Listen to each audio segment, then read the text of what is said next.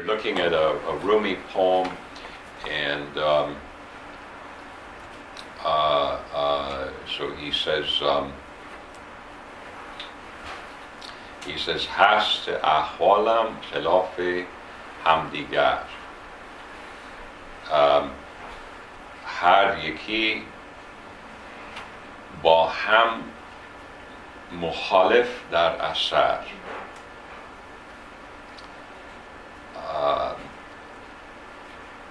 He starts out and he says, he's talking about states, so there's the idea of tahawul, transition, change of state, and a state is something that is changing. And it's changing because it's displaced by something else, usually. So his first admission is that my states, literally, so my states are mutually opposed.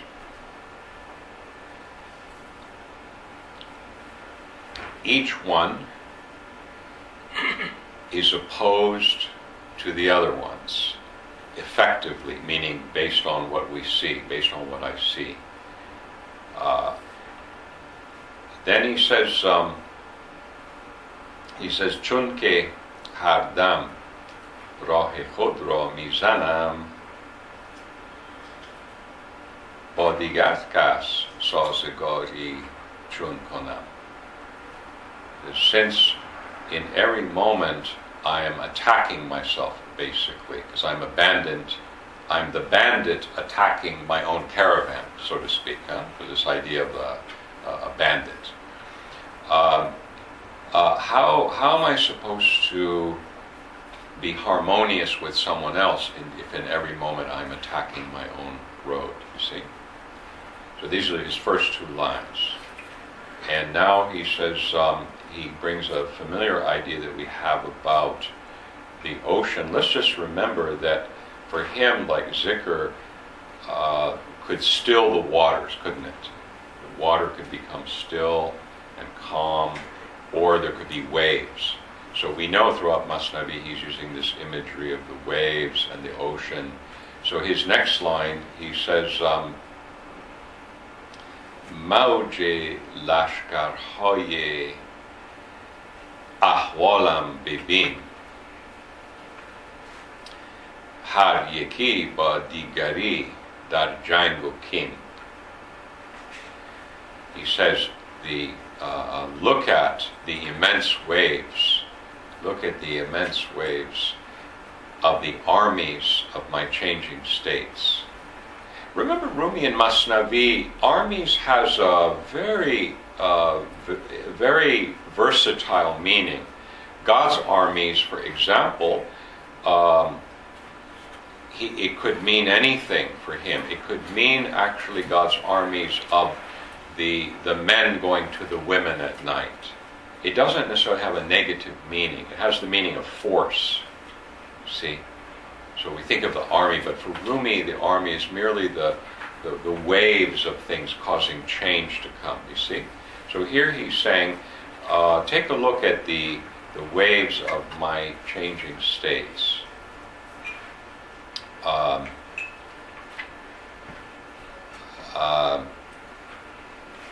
Each one is dashing against the other one, full of vengeance and hatred, see, and warring, see? Now he's going to shift the conversation to us. Now this is where Howard says, oh, this is kind of refreshing. I agree completely. It's a very refreshing thing that the Sufis like Hafez and other Sufis, they are very confessional and they admit, they hide the fault of other people and they magnify their own fault, you see. But also, he's not pretending, he's trying to give you information. So he's led up to this, and now he moves to us. He says, Minigar dar khod, chonin jange geran. So he wants you to look inside at your own. He says, look inside of yourself at this terrible warring. Pas چه مشغولی با جنگ دیگران. And then ask, and then why is it that you are so busy fighting other people? You have a big battle going on inside, and now you also want to fight other people outside? See? So this is the line that he asks you to consider whether you are not in the same state, leading one to wonder if that was not really his intention to say, if you want to know what my wisdom is that I see this clearly, and I'm asking you to look to see whether you have this view of yourself or you have some more self-flattering view of yourself. See? And in other words, you should see clearly that you have animosity, you have instability of your state, huh? And then he shows you now the escape. Now he comes to the only escape you have. He says, Ya magar zin jang hakat wa harat dar jehane solhe yek rangat barat. Or perhaps God will redeem you from this fighting, and God will carry you into the world of the peaceful, unitary,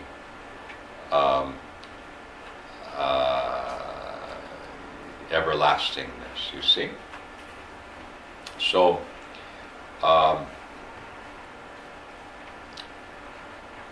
into the peaceful world of unity is really what he's saying, okay?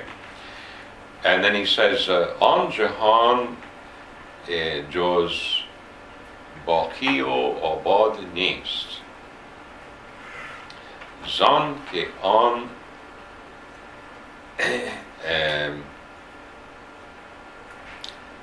tartib az azdad nist. So he says that world is not other than the world of God's everlastingness and flourishing, we would say in English. And he said, and the reason for this is that is not a world that is compounded. Now he says, این تفانی از زد آید زد را.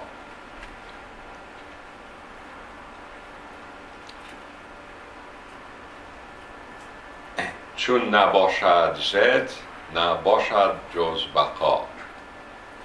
So he says this destruction of one against the other is only because of the arising of one opposite against its opposite. And he said, when there is no opposite left, there is only the world of everlastingness, God's everlasting peace. Okay? So this is the whole stanza that I wanted. Earlier I didn't think I finished the stanza, but I think this time I did. Faisal, John, you got it? I think so, I think in book 6, somewhere in the beginning of book 6. Sometimes I forget it completely, but I think I got most of it. Yeah, but I found it. Yeah, the thing I want to draw your attention to his poem that this word tartib, and the way Rumi is using it is that it's about arrangement, but usually in the way that Rumi is using it is about something that is compounded of more than one thing. So we will see it in one of the most famous poems that you know, where you may recall, it's his prayer to God, it's his supplication to God, and he says, "Oh God, show us that place." You know this poem that I often quote to you. ای خدا جان را تو بنما آن مقام کاندرو به حرف میروید کلام تا که سازد جان پاک از صد قدم سوی عرصه دور پهنای Adam. He says, oh God, show us that vast place. Show to the soul. Show to the soul this very vast place. That station, show us the station where the divine words, they are sprouting with no letters. Where the pious soul turns his head into a foot and races into the vastness of God's infinity, you could say. See? And he said, this is such a vast place, such a vast expense. This is a long stanza, I won't do the whole thing, but I wanted to bring us down to the level where he says, because he says, باز هستی این جهان حس و رنگ تنگتر آمد که زندان نیست تنگ. And then he says, این تنگی از ترتیب و عدد. See? So he's saying that this prison, because he comes and he's coming down the scale of possibilities for the human being, and he talks about the imagination being more limited, existence being more limited, and personal existence being like a prison. And he says it's such a prison that it's really a kind of a hell. And he said, what is this prison made out of? What is this made out of? He says it's made out of compoundedness and number. So he's using exactly the same terminology when he comes down to the bottom one. And then he says, and he's relating it to our relationship to the world through the senses and how the world of opposites manifests because of our relationship to it through the senses. So the main thing to understand is very often his other format is he'll say, if you can return to the mercy. So again, if we look at all the religions of the world, they try to draw us back to whatever the figure that is our Savior. And the figure of the Savior in our religion is the mercy, because he says the mercy precedes the wrath, and so on and so forth. When Howard has been here, I often say that Christ holds the same position. Christ is the Spirit of God and is the Savior, has the capacity to save, not by doing anything, just through his immense brilliance, but to sacrifice himself is even more astonishing. You see, so this idea of the one who is the king gives himself as a gift to humanity and so forth. You see, so in each religion we see this kind of thinking. In Buddhism, we have, as I mentioned this morning, Avalokiteshvara. So who's Avalokiteshvara? Bodhisattva compassion. Yeah, so you have the Bodhisattva compassion. We should never think we have the only salvation. We should realize that in every human culture they have offered a path to salvation, and that it always baffled me why people would say only look at one path, because it is by looking at several paths that you can see the truth of each path. This was the dictum of Max Muller. Huh? Sure was, I didn't know that. Yeah, so Max Muller says, he who knows one knows none. So Max Muller is the father of what? He's a Ecumenism. So he's so in the late 19th century, he is the founder of the ecumenical viewpoint the viewpoint that each religion has something to offer, and he says his doctrine, this is his baseline doctrine, really allows you to understand. He says, whoever knows one, they actually know none. Because to really know your own religion, you would have to know other religions. Then you could really appreciate your religion, and you could really appreciate their religion. And there'd be less loony thinking going around too. See? So when we look at coming back to Christianity, is funny. I remember when I was in Mark Nelson and I, we were in a Catholic school, and we had Father Windrell in religion class. I was a Catholic, and the teacher's teaching, and he says, all these religions, they're great religions, but none of them have a savior. Like only Christianity has Christ as a God, as comes and incarnates as a God. And I said, I raised my hand and I said, what about Krishna and Vishnu? He said, it was the beginning of the hippie era. So before that time, nobody questioned, nobody read other things, so they didn't necessarily know these things, you see. But those of us who were thirsty for some new knowledge, we were reading Hindu books, we were reading Buddhist books, and we were reading Muslim Sufi books and so forth, and we had new questions because we had new knowledge, and we were reading these things. And I said, excuse me, there's, but you see, it doesn't negate the other one, is what I'm trying to say. The important thing is who will be your Burak. Burak, it takes the Prophet Muhammad ﷺ to the sky. And Rumi often shows that Burak is, you can have Burak. You can have this animal, this spiritual animal that takes you to it's really an imaginal reality. And so, for example, he says, Chist miraj falak in nisti, ashakan ra mazhabuddin nisti. So because he's directly, in other places he directly uses the word Burak, but he's not just saying Burak, he's saying, Rumi is saying miraj. Miraj is the rising up. Huh?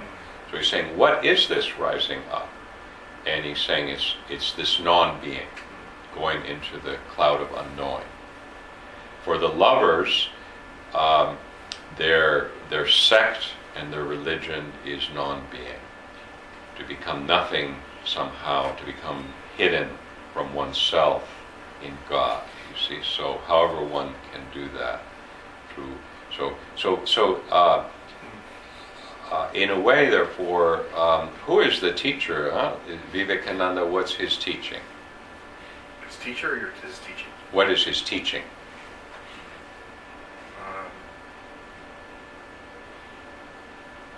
What should you do? Like you're a young person, what should you do, according to him?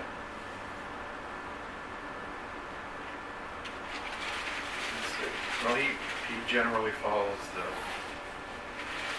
But when he was young, what did he do when he was young? I think it's Vivekananda. Didn't he try on every religion? Not Sri Ramakrishna.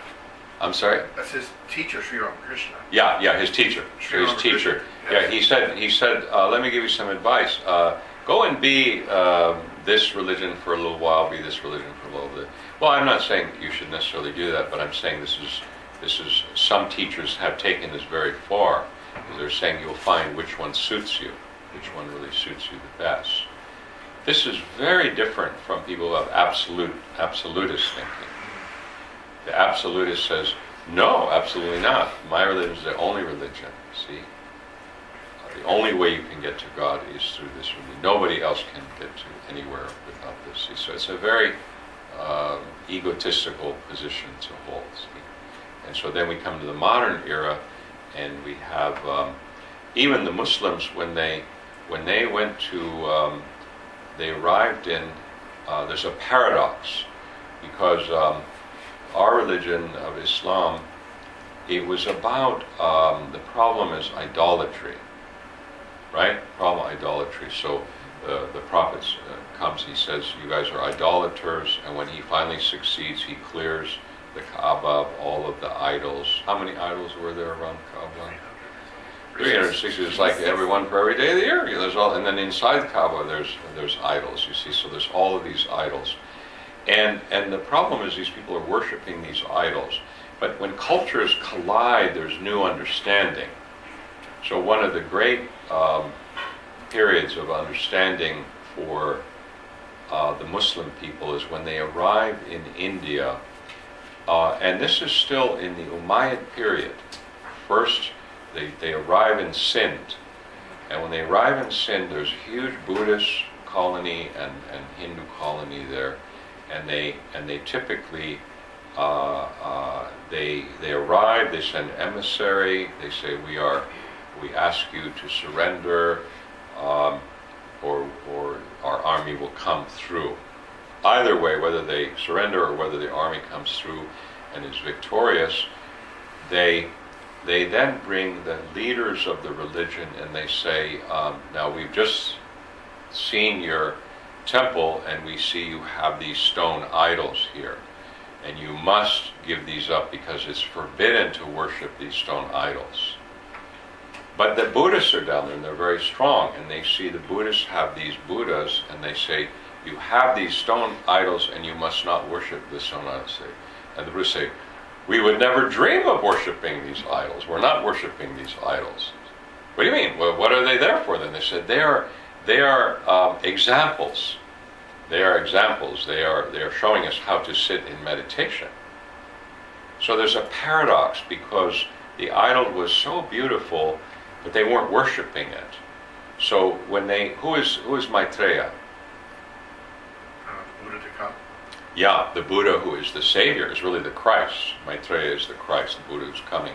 So when they arrive in Afghanistan in the Abbasid period, it's the general, his name is Ma'mun, and he later becomes Khalifa, because he comes back and he fights his relative and he takes position of Khalifa. But at this time he's a general in the army of Islam, and he arrives in Afghanistan with his troops, and they come into northern Afghanistan around Balkh, and even before Balkh at Herat, and they see they've already encountered the Buddhists, so they already have the shock of, they make them dhimmi class.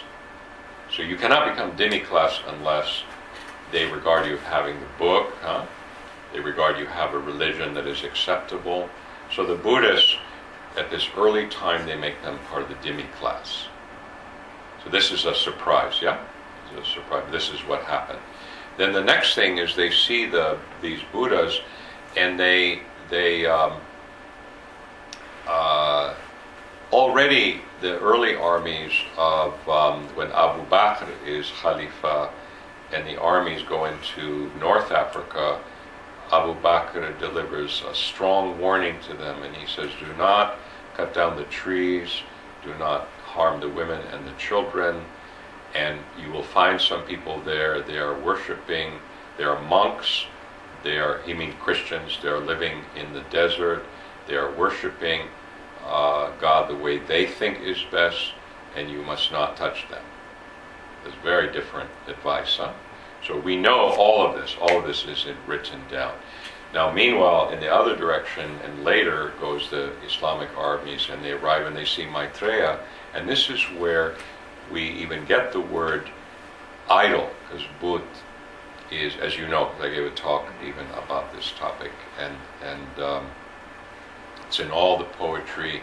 So what astonished them is the magical quality of the surat versus ma'ana, the surat being this form that's so beautiful, looks like an idol, but it's actually an exemplar.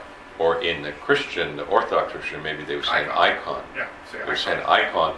They would, and maybe other Christian, they would say this is idolatry, or they won't like it. Maybe Catholics would like it just fine. They have way more icons and way more things. But there'd be some people they won't like it. Protestants wouldn't like it. Yeah. So there'd be some people wouldn't like it. But there. So this is why there's a paradox. You see, there's a paradox, and all of this brings us back to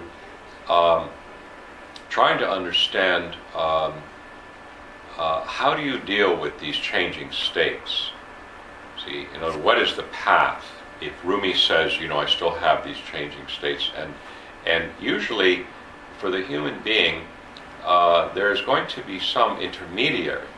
We're going to have some intermediary. And in Sufism, it could possibly be like the sheikh.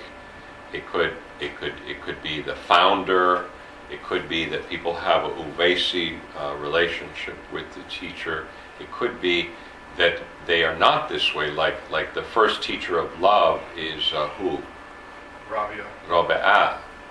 And Rabi'ah, she only worshipped God. She has no intermediary. She is the first teacher of love. She is a student of Hassan Basri. And but she is the first in the line of the teachers of School of Love. But she actually has no intermediate. So Ishq Majosi is not a reality for her.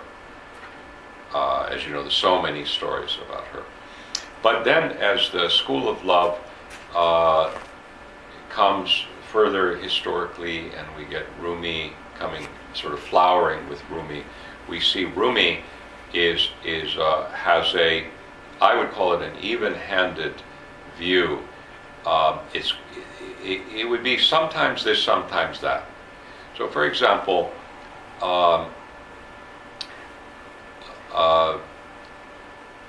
the first journey is one should give up all of those things. See, so transcendence. So in this journey, we nobody should worship anybody but God. See, but then later, once they have cleaned themselves, then they could see that they could worship God in a flower, for example. They could see God in the flower, so it's hard for them not to worship the flower because now they are seeing God in the flower. And that's the position of the Sufis, is becoming clarified enough that they can see the divinity in everything.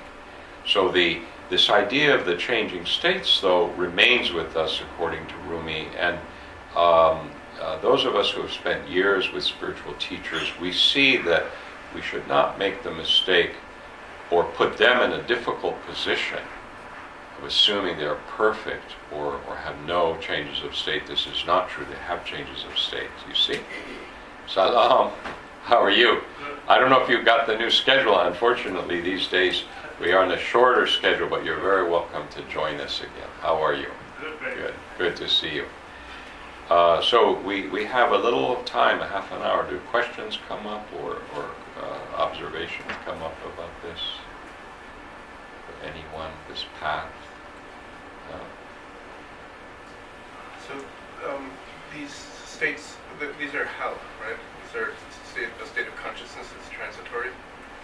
Yeah, you see, so hal, it has this root meaning of something that is, it either means the moment or it means something that is changing moment to moment.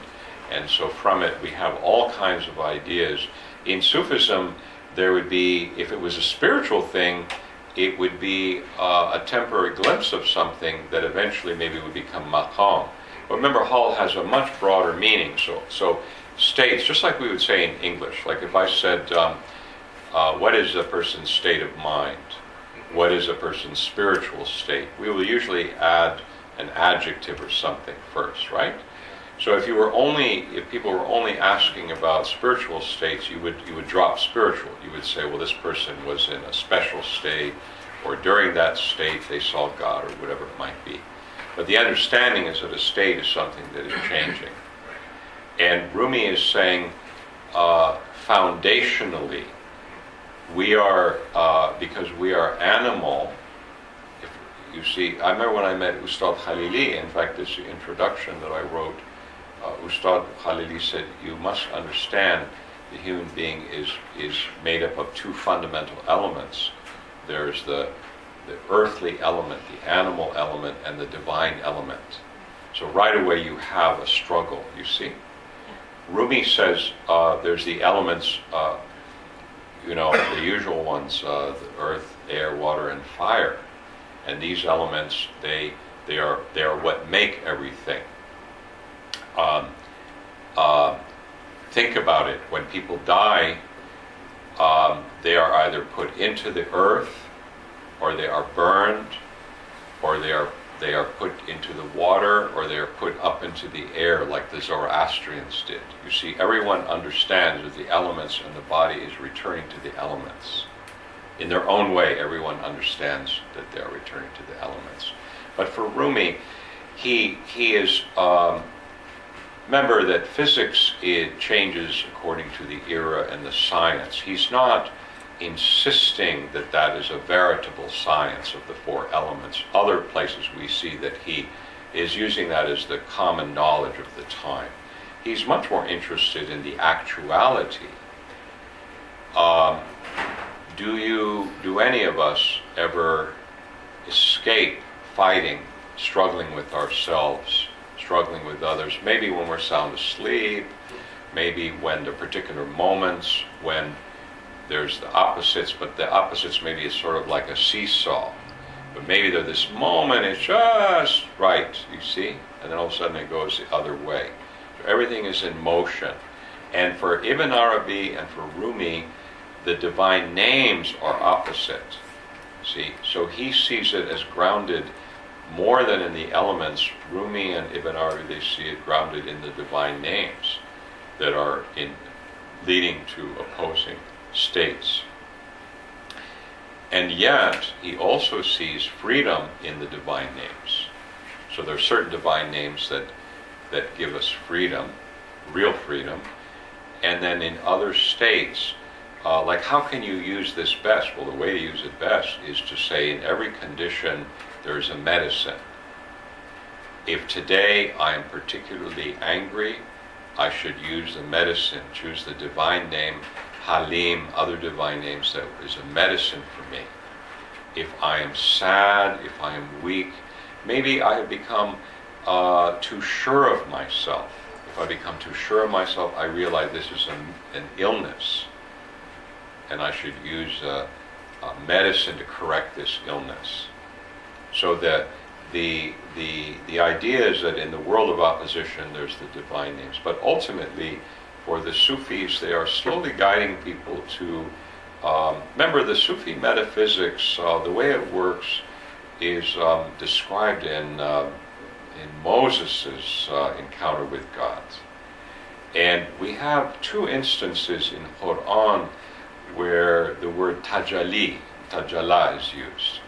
And this is one of the instances, so we see the metaphysics of it. Moses says, "Oh God, show yourself to me." And God says, "You cannot see me." He says, "Look at this mountain over here. I will show myself to this mountain. If it is able to stay put in its place, then you will be able to see me." And that's when he uses the word tajalli. He says, then he shows his tajalli to the mountain, and the mountain is blown to pieces, and Moses, he falls down unconscious. Moses then wakes up, and he's learned a certain lesson, because he says, "Praise be to thee, glory be to you." See? And I am among the foremost of the ones who are faithful. See, so what we find out is he's gained the capacity of fana and baqa. So he is in this exchange. So, in other words, in Sufism, the device, there is the device. So let's take the example of someone, could be anything whatsoever. Literally, in this world, it's astounding to read about the different, how people achieve illumination. Zen Buddhists, Sufis, Christians, whoever they are, we read the most astonishing things. And but in Sufism, there will be really like a Gabriel will come. It will be a vision. It will be the spirit will come. So Gabriel is the spirit. So Gabriel, there will be a Gabriel. There will be a Burak, or there will be this magical horde. There will be some intermediary will come, and it will very often be a vision. So when people are practicing zikr, they very often start to escape themselves and they enter the imaginal world, and maybe they will see a vision and they will realize that the vision was there to guide them outside of themselves. At first, no. Maybe at first they're sleepy, they are seeing strange things, or they are engaged in personal fantasies or whatever. But ultimately, if a person persists, they will start to see really a spiritual intermediary that carries them to the next domain. And this is is what is meant by the tajallis, who will come usually then as light. So they may go from a visionary experience to the direct experience of light. Some people see lightning, they see bursts of lightning, some people see the sun, some people see all kinds of things like this, and it will be their source of annihilation, source of vanishing. And in that time, they have a time with God, as Prophet Muhammad said, peace be upon him. So You see? this period of changing states, so this precedes that the pre-Tajalli condition. Yes. Okay. Yeah, well, there's several ways Rumi's looking at it. In this particular stanza, he's actually talking about moods, we would say. See, we would say moods, changing moods, because that's really what he means in this passage. He's not talking so much about spiritual states here. He's saying that, because don't forget, he's describing them as being full of vengeance and hatred. So they're clearly more about negativity. So states could be about positive things or negative things, right? And here he must clearly be talking about negativity. And he starts out in a very surprising way, because you don't expect him to do this. He's writing about something, and all of a sudden he makes this confession. And at first you think maybe he's paraphrasing, or maybe he really means you, but then you find out that's not true. He really means himself, because then he comes to you. See?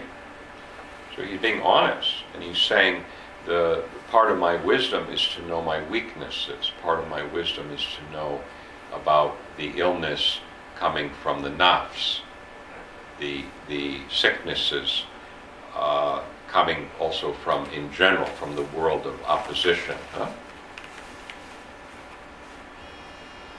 So this is a valuable teaching, and I know that I have translated this already, so it's on the website, and so you will find it on the website with hopefully a decent translation. The Persian I have given you guys, and I think the second time I recited it is complete. First time we'll keep that from the, because the Persian is very simple, very straightforward, and very clear. And Rumi deliberately asks you to consider the sad state of being negative, that you need to challenge your own negativity, essentially. And how does he advise that you challenge your negativity in that poem?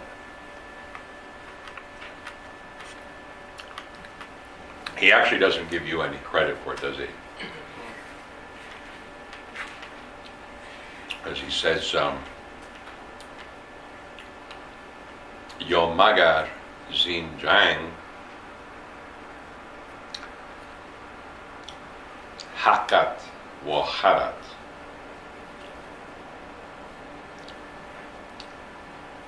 Dar jehane solhe yek rangat barat. He says, or may it be that God delivers you from this terrible fighting and takes you and carries you into the world of unitary peace, or the peace of oneness, carries you into the world of peaceful oneness. And he says, "On Jahan Jos Bakio Abad Nist, Zan ke an Tartibe as Azdad Nist." That world is nothing other than everlastingness and divine flourishing, meaning it has no destruction, no state of destroying the other one. It is only like impermanent. The Sufi experience is precisely, the definition of a Sufi is someone who has stabilized a non-hal, has stabilized an objective, repeatable. 20 years later, 40 years later, they have discovered something that doesn't change. They change, but this doesn't change. They see God's everlastingness doesn't change. God's light is supreme. That's why he's describing it this way. He's saying everything you know changes. If you want to know when you have illumination, is you discover what does not change. Why does it not change? Because what is not born does not die. What is not born does not change. What changes is what is born. So this is what he's trying to say. So his advice to you is not that you should try, but rather he advises that you let God do it for you. Faisal, what is Rumi? How does he close the whole Masnavi? What does he say? The Sufis are what?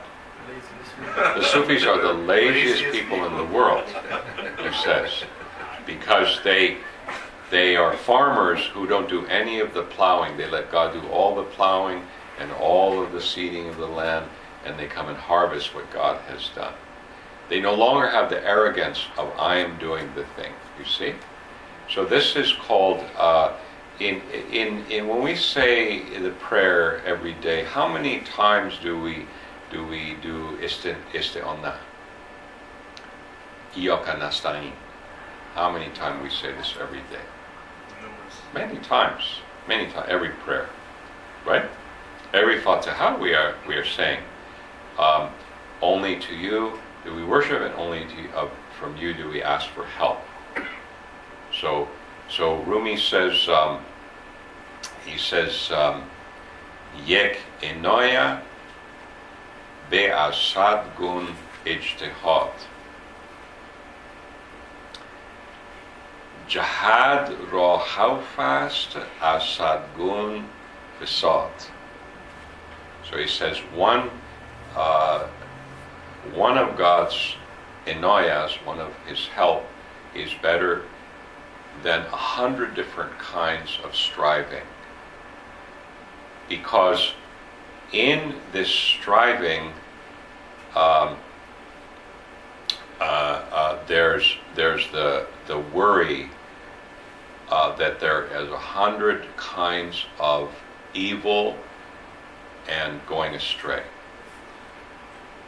So he stresses throughout, he said this is the realization of the Sufi, and is that ultimately they realize that I don't have any power, only God has the power, so I should not seek to get out of this world of opposition through my own efforts. What I should do is do the effort that God asks, but don't imagine that I'm doing anything, see?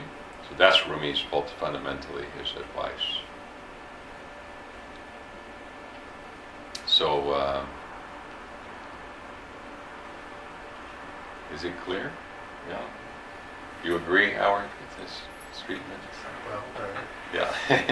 So in other words, we would say, in Christianity, we would say that